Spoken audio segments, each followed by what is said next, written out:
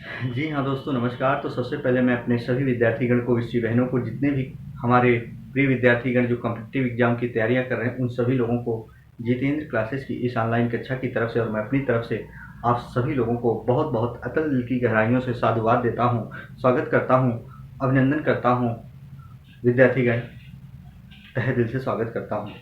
आइए, आज आपका भाई, आपका दोस्त, याद रखना, जो भी हमारे विद्यार्थीगण यूपी ट्रिपल एस सी या वर्दी की तैयारी कर रहे होंगे, यानी सिपाही भर्ती की, उत्तर प्रदेश पुलिस की, उनके लिए, या सभी शिक्षक भर्ती की तैयारी करने वाले जो विद्यार्थीगण होंगे, उन सभी के लिए, यानी हिंदी ग्रामर का जो भी बिंदु होता है, जहाँ जहाँ संधि आती है, संधि बहुत अच्छे से चल रहा होगा, आप सीख जाओगे, ये मेरी गारंटी है।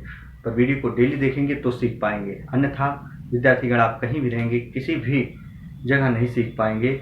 तो आपको पढ़ाई प्रॉपर करनी है। आइए, आज हम देखेंगे किस संधि में कौन सा फार्मूला होता है और किस संधि में कितने नियम होते हैं। विद्यार्थीगण, पिछली कक्षा में मैंने देखा था संधि के प्रकार, संधि किसे कहा जाता है, संधि के संपूर्ण तथ्य के बारे में। तो आज हम 11 सूत्र लिखकर किस संधि में कौन सा नियम लगता है उसको हम पढ़ेंगे। तो याद रखना विद्यार्थीगण, सबसे पहले आ,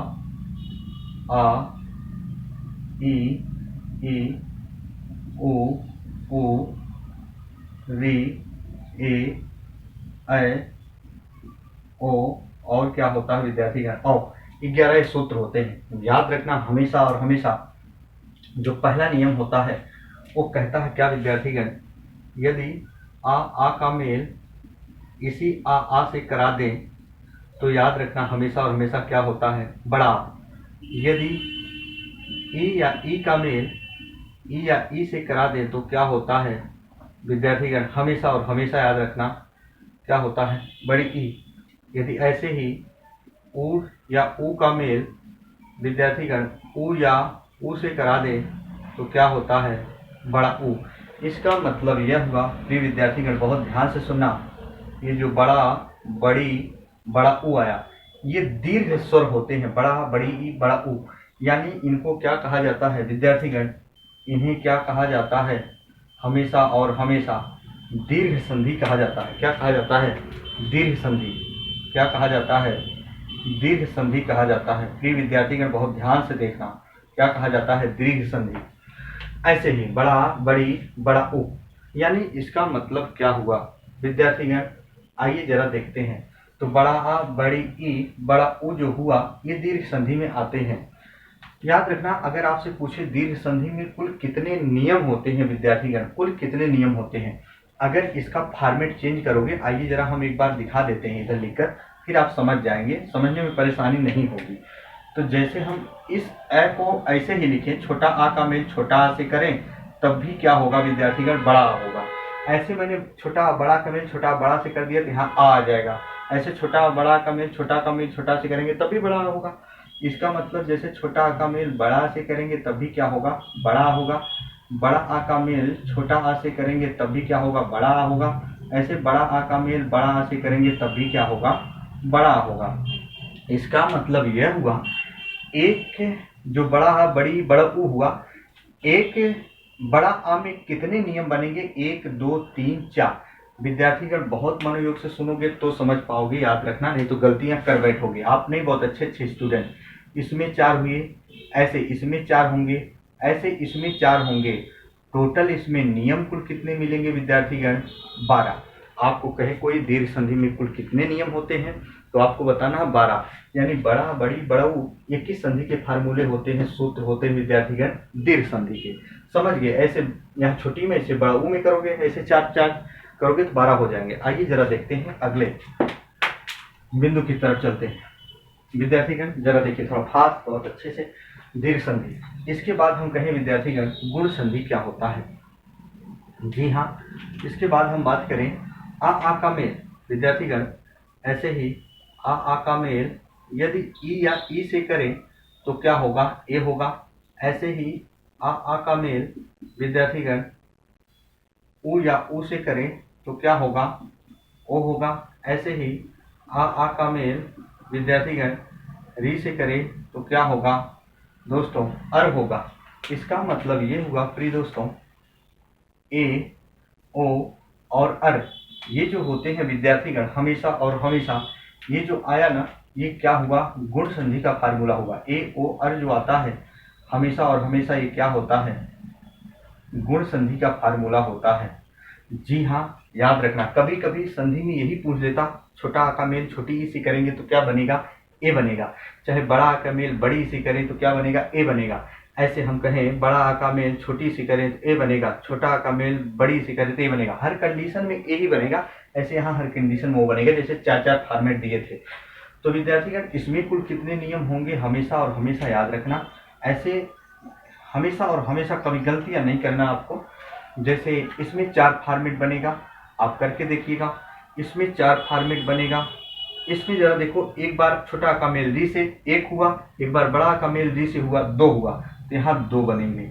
यानी हमेशा और हमेशा विद्यार्थीगण कोई पूछे कि गुण संधि में कुल कितने नियम, 4 4 8 और 2 10 नियम होते हैं। कुल कितने नियम होंगे विद्यार्थीगण, 10 नियम होंगे। गलतियां नहीं करना है। गुण संधि में 10 नियम, दीर्घ संधि में कितने होंगे, 12 नियम होंगे। तो कभी गलत नहीं करना। प्रश्न ऐसे आएंगे, आपको हमेशा और हमेशा सही करना है। इसके बाद आते हैं अगले संधि पर। जरा देखो, दीर्घ संधि हो गई, इसके बाद हम कहते हैं गुण संधि आया। इसके बाद आते हैं वृद्धि संधि। वृद्धि संधि में क्या होता है विद्यार्थीगण, उसके ऊपर हम चर्चा और परिचर्चा करते हैं। तो वृद्धि संधि के बारे में देखेंगे तो क्या होता है, जरा आइए देखते हैं। जी हाँ, देखो, तो यहाँ वृद्धि संधि का हम निकाल रहे हैं। हमेशा और हमेशा वृद्धि संधि कैसे निकालते हैं, तो याद रखना विद्यार्थीगण, यदि आ का मेल विद्यार्थीगण ए या ऐ से हो तो हमेशा और हमेशा क्या होता है, ऐ। जी हाँ, यदि इसी आ का मेल ओ या औ से हो तो क्या होता है, औ होता है। यानी इसका मतलब ये हुआ विद्यार्थीगण, यदि छोटा का मेल ए से करेंगे तब भी ए, बड़ा का मेल ऐ से करेंगे तब भी ए, ऐसे किसी से करेंगे। इसमें कितने फॉर्मेट मिले, 4, इसमें कितने मिले, 4। बहुत ध्यान से सुनना, ऐसा कहीं किसी बुक में नहीं मिलेगा, पर एग्जाम में आया है प्रश्न। तो विद्यार्थीगण ये ऐ और जो होता है ये किस संधि में आता है, तो वृद्धि संधि में आता है। किस संधि में आता है विद्यार्थीगण, वृद्धि संधि में आता है। जी हाँ, क्या होता है, वृद्धि संधि में आता है। जी हाँ, ये दीर्घ संधि, गुण संधि और वृद्धि संधि। यण संधि क्या होती है विद्यार्थीगण, उसके बारे में हम जरा देखेंगे। इसका मतलब यहाँ नियम भी लिख लेना, अगर जिसको लिखना होगा। प्रिय विद्यार्थीगण, जी हाँ, 4 4 कुल कितने नियम होंगे, 8 नियम होंगे। तो दोस्तों अब देखते हैं, इसके साथ साथ हमारी जो बच्ची है क्या, यण और आयादी क्या कहते हैं। तो जरा देखो, यण के बारे में देखते हैं। बहुत ध्यान से सुनना, यण संधि क्या कहती है। यण संधि का नियम थोड़ा अलग है। यण संधि हमेशा और हमेशा याद रखना क्या होता है, वो कहता है विद्यार्थीगण, वो कहती है क्या, ई का मेल जब किसी असमान स्वर से हो, यानी ई का मेल आ से नहीं करना है, यानी ई का मेल ई से नहीं करना है, किसी से कर रहे हैं।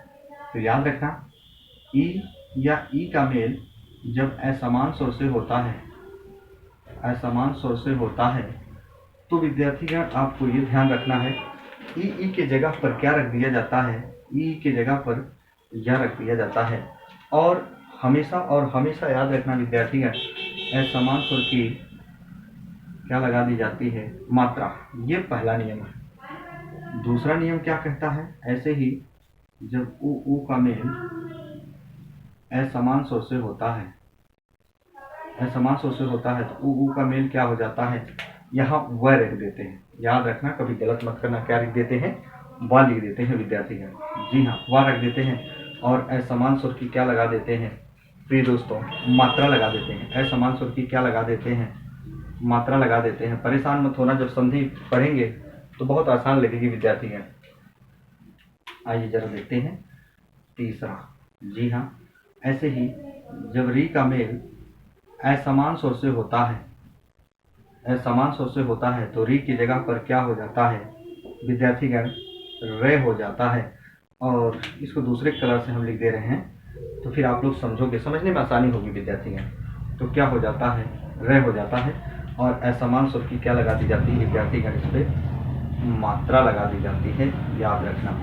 और हमेशा यही सूत्र ही होता है किसका, यण संधि का, या वा रा होता है। और जानिएगा, नहीं तो गलत कर लोगे। एक बार इसका स्क्रीन शॉट लीजिए विद्यार्थीगण। इधर हम लिखते हैं ये जो तीनों फॉर्मेट है ये क्या है, यण संधि है। क्या है विद्यार्थीगण, यण संधि। एक बार इसका स्क्रीन शॉट लो विद्यार्थीगण।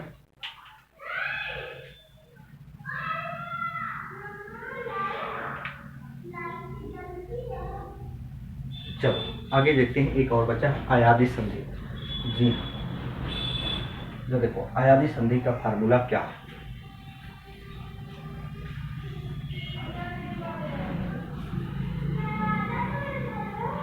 अयादी संधि क्या होता है विद्यार्थीगण, ध्यान से सुना। ये संयुक्त स्वर 4 होते हैं। ये संयुक्त स्वर कितने होते हैं, 4 होते हैं। यहां से ये फार्मूला निकलता है। ये कहता है क्या, यदि ए का मेल किसी असमान स्वर से हो। जी हाँ, यदि ए का मेल किसी असमान स्वर से हो, असमान स्वर से हो, ए की जगह पर क्या लिख दिया जाता है, असमान स्वर की क्या लगा दी जाती है मित्रों, मात्रा। ये पहला नियम। दूसरा नियम क्या कहता है विद्यार्थीगण, यदि अय का मेल किसी असमान स्वर से हो, असमान स्वर से हो, अय की जगह पर क्या लिख दिया जाता है, आय। असमान स्वर की क्या लगा दी जाती है इस पे, मात्रा। यानी एक मात्रा थी तो अय, डबल एक मात्रा हुआ तो आ यहाँ। तो देखो ऐसे ही तीसरी संधि, ओ का मेल किसी असमान स्वर से होता है तो ओ की जगह पर क्या हो जाता है, और असमान स्वर की क्या लगा दी जाती है विद्यार्थीगण, मात्रा।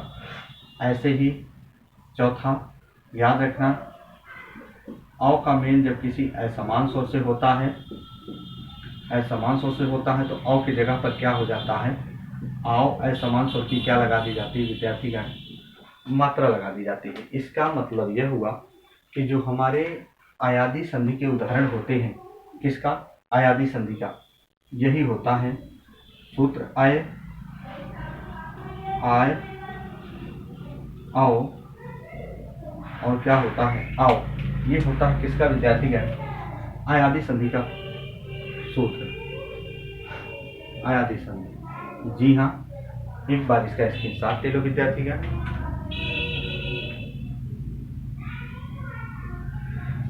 तो विद्यार्थीगण ये थे हमारे फार्मूले।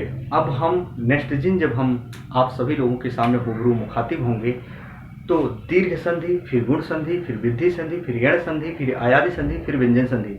अब ध्यान से सुनो, जब हम अब उदाहरण पढ़ेंगे दीर्घ संधि का, तो जो एग्जाम में आए हुए प्रश्न है और टफ प्रश्न पढ़ेंगे जो कठिन प्रतीत होते हैं, हमें आते नहीं हैं, और वही पढ़ेंगे जो एग्जाम में आते हैं। तो विद्यार्थीगण एक बार वीडियो अच्छी लगी हो तो सब्सक्राइब करना ना भूलें।